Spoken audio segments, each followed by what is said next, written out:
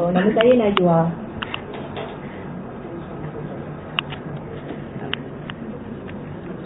Okay, sumber rujukan yang saya ambil lebih kurang sama dengan saudara Hanif tadi, daripada Martin Link, Biography of Prophet Muhammad, Seal of Nectar, Sejarah Lengkap Sirah Nabawi by Munawar Khalil, Syed A.A. Razwi. Yang ini lebih pada untuk sirah tentang Khadijah, Ibn Hisham dan juga Muhammad Ali Futuh. Sebelum Muhammad mengahwini Khadijah, baginda pernah meminta izin bapa saudaranya lah, Abu Talib, untuk mengahwini anak Abu Talib bernama Fakhitah ataupun lebih dikenali sebagai Ummu Hani. Tapi Abu Talib masa tu sudah mempunyai perancangan untuk mengahwinkan putrinya itu dengan sepupu Ummu Hani sendiri, iaitu Hubairah daripada Puak Makhzum.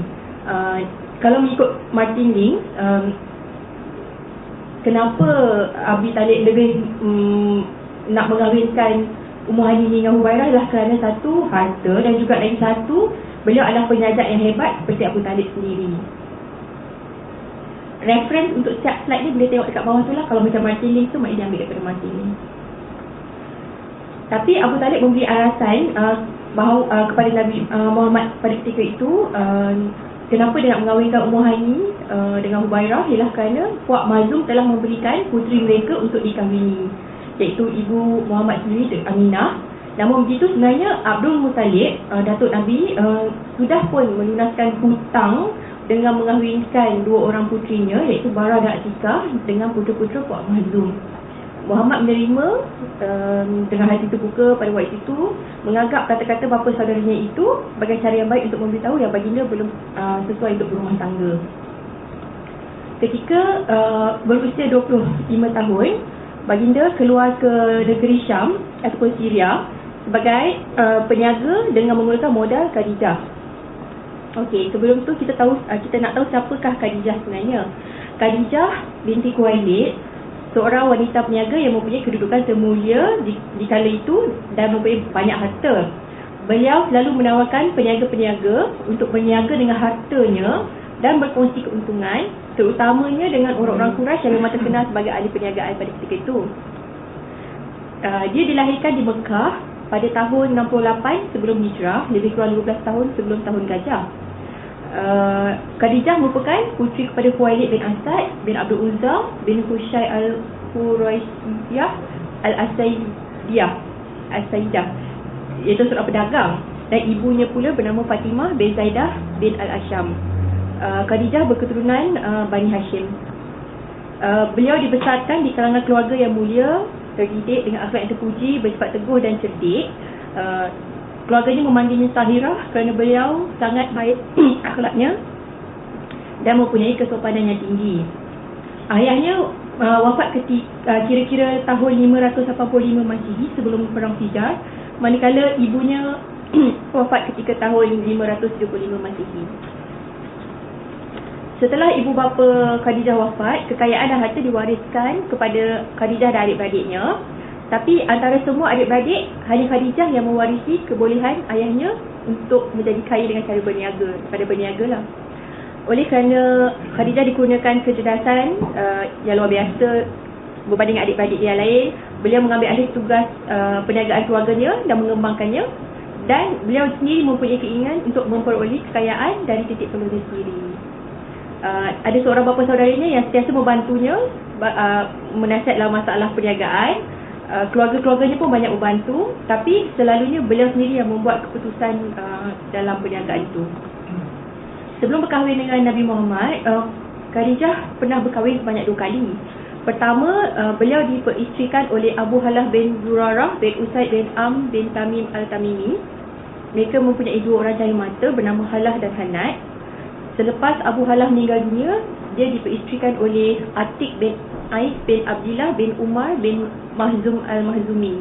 Namun perkahwinan tidak bertahan lama. Selepas itu ramai lagi orang di kalangan Quraisy ingin memperistrikan Khadijah, tapi beliau menolak dengan alasan ingin meluangkan masa dengan putera-puteranya dan juga menguruskan perniagaannya. Okey, kenapakah Khadijah memilih Muhammad untuk berniaga? Pertama, Khadijah mendengar perkabaran mengenai diri Muhammad tentang kebenaran pertuturan baginda dan ketinggian akhlak mulia baginda. Maka beliau menghantar utusan menawarkan kepada baginda untuk keluar berniaga dengan hartanya ke Syam. Tapi ada juga riwayat yang mengatakan Abu Talib yang menemui Khadijah dan meminta Khadijah mengambil Muhammad untuk bekerja dengannya. Beliau juga menjanjikan baginda untuk memberi perkongsian yang lebih lumayan dari yang biasa kepada peniaga-peniaga lain, dan tawaran itu diterima baik. Beliau menghantar budak suruhannya bernama Maisarah mengiringi Rasulullah untuk berniaga ke Syam. Maisarah ni budak lelaki lah, bukan perempuan. Ini just nak tengok map lah, sebab nak tahu jarak dia kan. Daripada Mekah, Syria yang atas sekali, jauh lah. Lepas tu Madinah, Jeddah.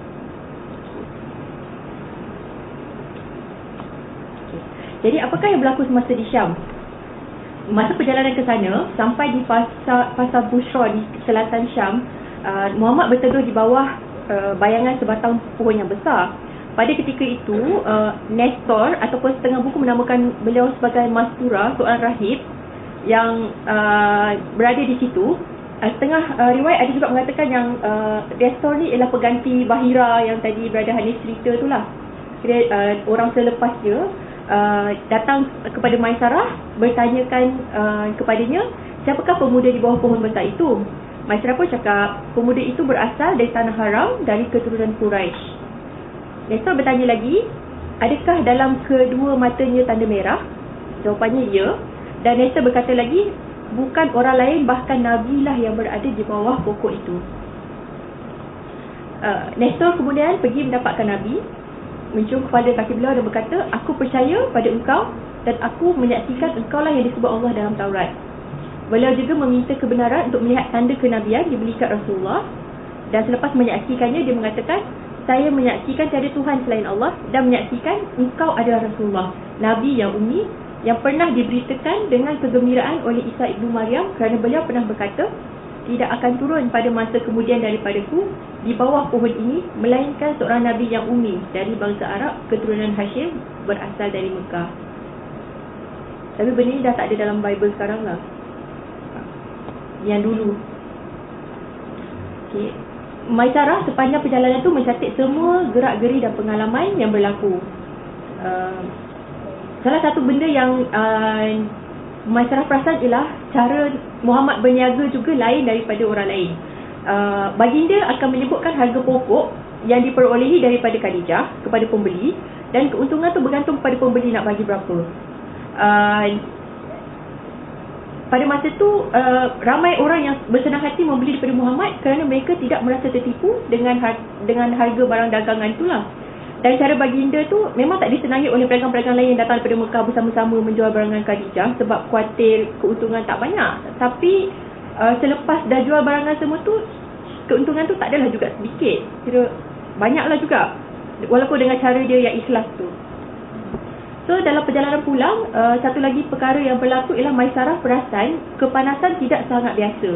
Dan pada satu hari, Maisarah ternampak bayangan dua malaikat melindungi Muhammad daripada terik panas mentari masa tu. Dan selepas Rasulullah pulang ke Mekah, daripada urusan perniagaan itu, Khadijah mendapati hartanya terjaga dengan penuh amanah dan mendapat keuntungan yang lebih daripada yang beliau dapati sebelum itu. Maisarah yang dah memerhatikan Rasulullah sepanjang perjalanan, memberitahulah tentang perangai-perangai, budi pekerti, kewarasan fikiran, kepintaran dan juga pewatakan lurus Muhammad. Jadi mendengar semua tu, Khadijah sudah jatuh hati dan ingin mengawini Muhammad. Hasrat itu didedahkan kepada sahabat karib Khadijah bernama Nafisah bin Manyah. Maisarah juga memberitahu tentang pengalaman yang dilalui semasa berjumpa Nestor tu. Jadi Khadijah pun bertanyakan kepada Warakah, sepupu beliau.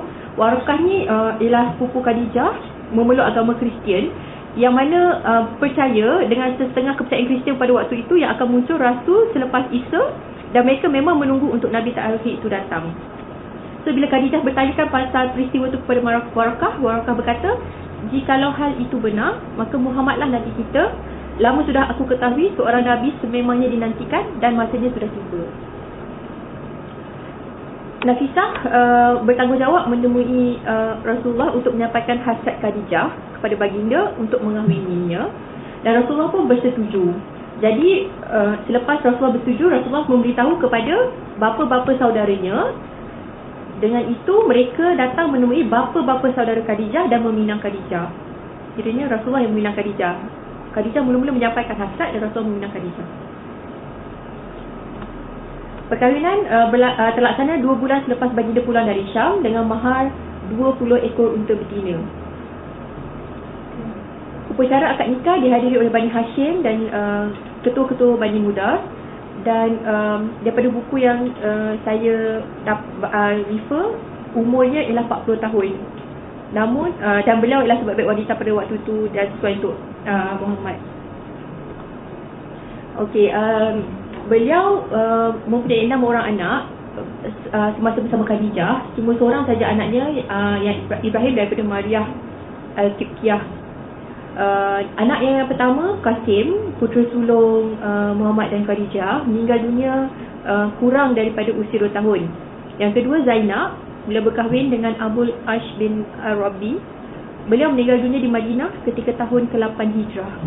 Yang ketiga, Abdullah ataupun gelarannya At-Taib ataupun Al-Tahir, juga meninggal dunia waktu kecil, tak sampai setahun pun umurnya. Numbering salah. Yang keempat, Ruqayyah, berkahwin dengan Utbah bin Abu Lahab dan kemudiannya bercerai. Kemudian berkahwin pula dengan Uthman bin Affan, meninggal dunia pada tahun kedua Hijrah. Ummu Kalsum berkahwin dengan Utaibah bin Abi Lahab, itu saudara kepada Utbah yang tadi kahwin bermula dengan Ruqayyah tadi, dan kemudiannya juga bercerai. Dan apabila Ruqayyah meninggal, dia mengahwini Uthman bin Affan. Beliau meninggal pada tahun 9 Hijrah. Yang keenam, Fatimah, dilahirkan pada tahun ke-35 dari kelahiran Nabi ketika pembinaan semula Kaabah. Berkahwin dengan Ali bin Abi Talib pada tahun kedua Hijrah, meninggal pada tahun ke-11 Hijrah beberapa bulan selepas kewafatan Nabi. Semua anak lelaki baginda meninggal masa kecil, manakala anak perempuan semuanya sempat dengan kebangkitan baginda sebagai Rasul. Semua memeluk Islam dan berhijrah, dan semua wafat semasa hayat baginda, kecuali Fatimah yang wafat 6 bulan selepas kewafatan. Beliau mempunyai seorang anak angkat yang sangat rapat dengan dia lah, iaitu Zaid bin Harithah. Apabila kehilangan kedua-dua putera, Muhammad dan Khadijah ditawarkan seorang budak lelaki, iaitu Zaid, yang masih di bawah umur waktu itu. Khadijah membelinya, memerdekakannya dan menjadikannya anak angkat. Beliau juga turut dikenali sebagai Zaid bin Muhammad kerana dipelihara dan diasuh sendiri oleh Nabi. Okey. Peristiwa besar seterusnya ialah pembinaan semula Kaabah. Ketika usia baginda 35 tahun, orang-orang Quraisy telah bertindak mendirikan semula Kaabah. Kenapa pada waktu itu? Secara amnya kerana berlaku keruntuhan pada strukturnya. Kaabah ini pada waktu itu hanya tinggi 9 hasta.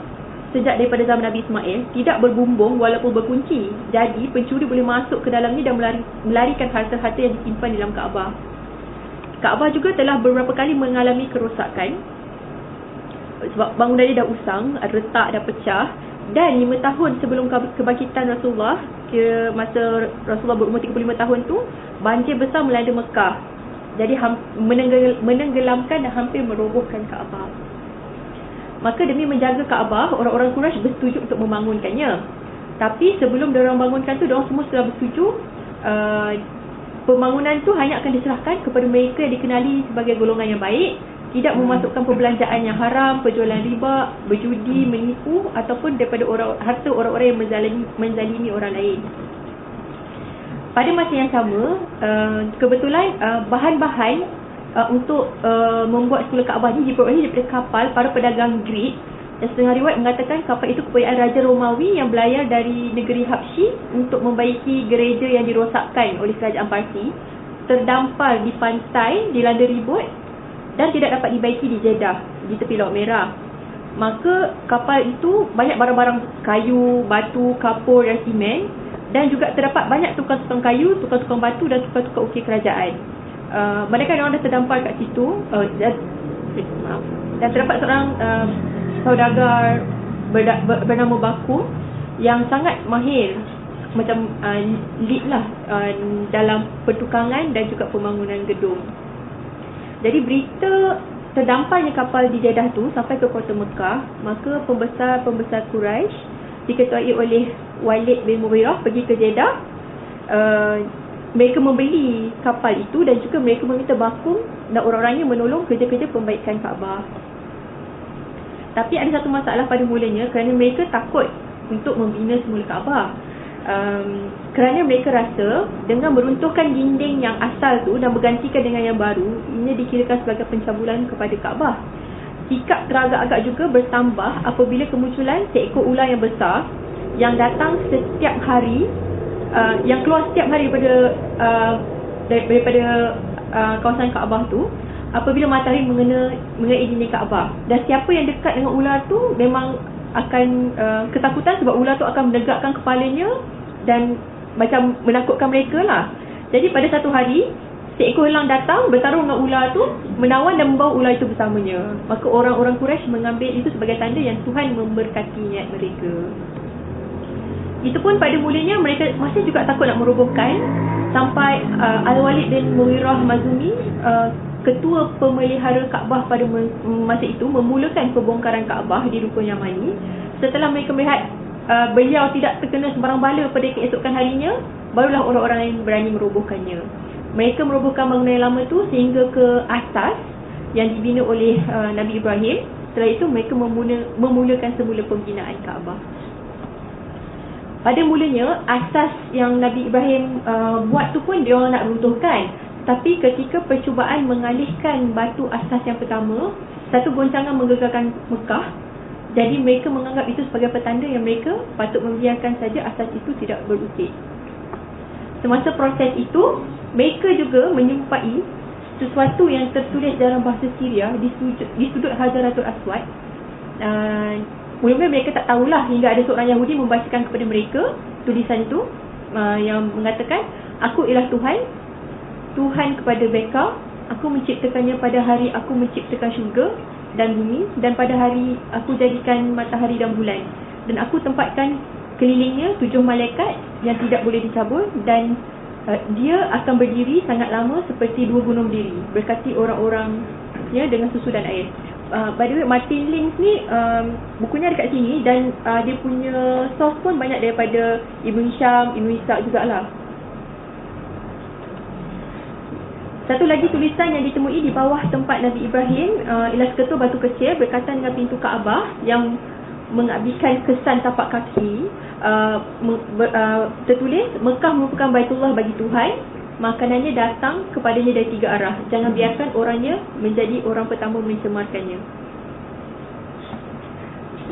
Jadi semasa pembinaan semula Kaabah, mereka membahagikan ruang-ruang kepada setiap kabilah. Setiap kabilah bertanggungjawab menyiapkan bahagian-bahagian tertentu. Ini untuk mengelakkan perselisihan antara kabilah lah. Contohnya Banu Abu Manaf dengan Banu Zurah, diorang bangunkan Rukun Aswad. Yang Banu Mahzum bangunkan Rukun Yamani. Tapi itu pun ada juga masalah. Setelah bangunan selesai disiapkan di peringkat Hajaratul Aswad, sekali lagi mereka berselisih pendapat tentang siapakah orang yang berkeistimewaan meletakkan semula Hajaratul Aswad ke tempat asalnya. Perbalahan berlarut sehingga 4-5 malam, sampai hampir-hampir berlaku pertumpahan darah dan peperangan sengit di sana. Jadi Abu Umayyah mengemukakan cadangan, iaitu untuk menerima penyelesaian dari orang yang pertama memasuki ke dalam masjid melalui pintu besar. Beliau yang menjadi hakim. Mereka bersetuju, dan Rasulullah ialah orang yang pertama memasuki masjid melalui pintu itu. Rasulullah memang terkenal dengan gelaran Al-Amin pada waktu itu, dan mereka pun bersetuju untuk Muhammad menyelesaikan masalah mereka. Baginda meminta selai kain, letakkan Hajar Aswad tu di atas hamparan kain, meminta setiap kabilah, kepala kabilah memegang hujung kain dan mengangkatnya, dan apabila sampai ke tempatnya, baginda sendiri meletakkan dengan tangan baginda ke tempat asal. Kerana kesuntukan perbelanjaan masa tu, yang harta-harta yang halal yang diorang kumpulkan semua tu tak cukup, jadi mereka memutuskan untuk Hijr Ismail tidak perlu diberi dinding lengkap, cukup sebagai tanda ia masih termasuk dalam lingkungan Kaabah. Setelah bangunan mencecah 15 hasta, mula-mula tadi 9 saja, 15 hasta, maka didirikan 6 tiang untuk meletakkan atapnya. Ni saya ambil daripada Martin Lees, lepas dah siap lah Kaabah tu. Apabila selesai pembinaan Kaabah, maka kelihatanlah bentuknya seakan-akan 4 segi padu dengan ketinggian 15 meter. Panjang sudut di mana terletaknya Hajaratul Aswad dan setentang dengannya ialah 10 meter kali 10 meter ketinggian. Aras letaknya Hajaratul Aswad dari dataran bertawaf setinggi 1.5 meter. Manakala lawang pintu setinggi 12 meter, samalah dengan pintu berukuran 12 meter.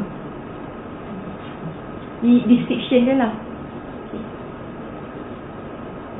So, tembok berkenaan yang asal base Kaabah tadi tu dikenali sebagai Al-Shazarwan yang merupakan dasar asal Kaabah, tidak diganggu lah.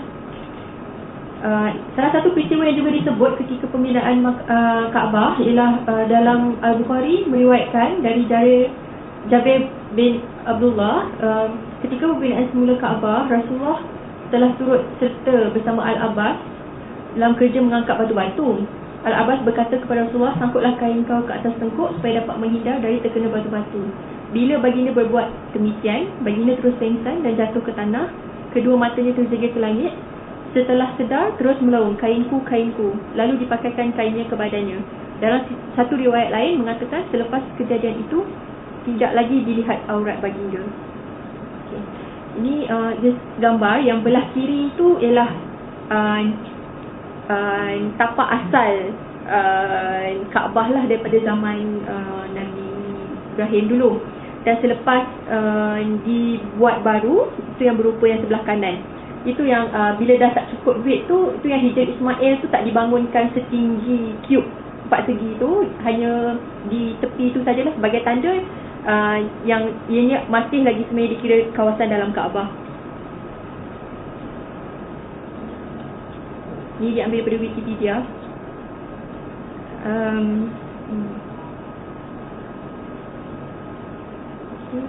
Yang Shazarwan tadi tu yang ni lah, base yang asal Hijr Ismail, makam Ibrahim, pintu Kaabah.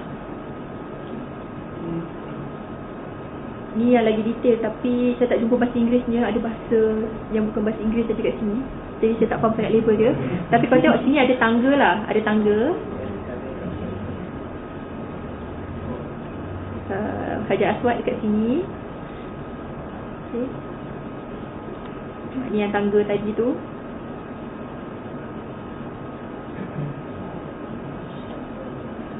Ini pemandangan dalam Kaabah. Ni lah Hajaratul Aswad. Kiranya bukan semua kat dalam ni Hajar Aswad lah. Beberapa ni je sebenarnya ni dah di highlightkan lah. Okey. Kita sampai ke bab yang terakhir, iaitu Rasulullah di Gua Hira. Salah satu kebiasaan para ahli fikir bangsa Arab pada masa itu ialah apabila mereka mahu menenangkan fikiran dan ingin membersihkan hati untuk beribadat, mereka akan berkhalwat atau menyembunyikan diri di tempat yang jauh dan sunyi dari orang ramai beberapa hari dalam setahun.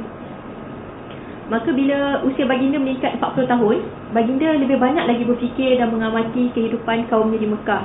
Baginda gemar untuk mengasingkan diri, membawa bekalan dan air, pergi ke Gua Hira di Bukit An-Nur, lebih kurang jarak 2 batu daripada bandar Mekah. Ianya sebuah gua yang selesa, panjang lebih kurang 4 hasta, selesa untuk seorang lah. Tingginya 200 meter, dan kadang-kadang keluarganya turut bersama baginda. Baginda juga memberi jamuan kepada orang fakir miskin yang menziarahinya. Ketika di Gua Hira, baginda akan membawa bekal makanan dari rumahnya yang cukup sekadar untuk menguatkan tubuh jasmaninya. Baginda akan tinggal di sana berbulan-bulan lamanya, tapi tidak terus menerus. Kadang-kadang baginda akan pulang ke rumah untuk mengambil bekal dan pergi semula ke Gua Hira. Pada mulanya kadang-kadang baginda akan tinggal di sana lebih kurang 10 hari 10 malam, kadang-kadang 20 hari 20 malam, tapi lambat laun hingga sebulan atau lebih. Baginda menghabiskan masanya di sana untuk beribadat dan berfikir mengenai alam semesta dan juga kudrat di sebalik penciptaannya. baginda juga tidak senang dengan akidah pegangan syirik kaumnya pada waktu itu. Maka kebaikan Rasulullah baginda berbuat perkara ini ialah salah satu macam program lah yang disusun oleh Allah supaya baginda menyiapkan dirinya untuk menangani persoalan agung yang akan datang. Malah ini suatu yang tidak dapat bagi mana-mana jiwa agung yang berperanan membentuk perjalanan hidup manusia. Maka pada usianya 40 tahun, wahyu yang pertama pun diturunkan semasa baginda di Gua Hira. Ni pemandangan Gua Hira daripada bawah. Kalau ikutkan daripada Google, kat sini lah lebih kurang tempat dia. Ni pemandangan lagi satu. Ni gambar masuk ke Gua Hira. Ni pemandangan daripada atas. Ni pintu masuknya. Orang ramai nak tengok. Ni kat dalam. Ni diorang tengah solat kat dalam. Memang kalau untuk seorang selesa lah. Kalau 2 orang pun macam dah sempit jugalah. Ni kat dalam. Ni pintu nak masuk ke ruang tadi tu. Ni pemandangan daripada atas tu.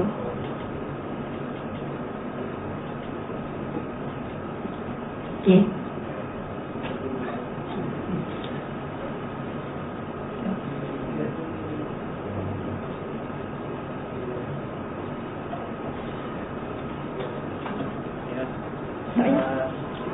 Setelah kita mendengar pembentangan daripada dulu bentang, tarik masa untuk dia saya jemput bersama dan juga Ustaz Anwaruddin untuk sesi sendiri.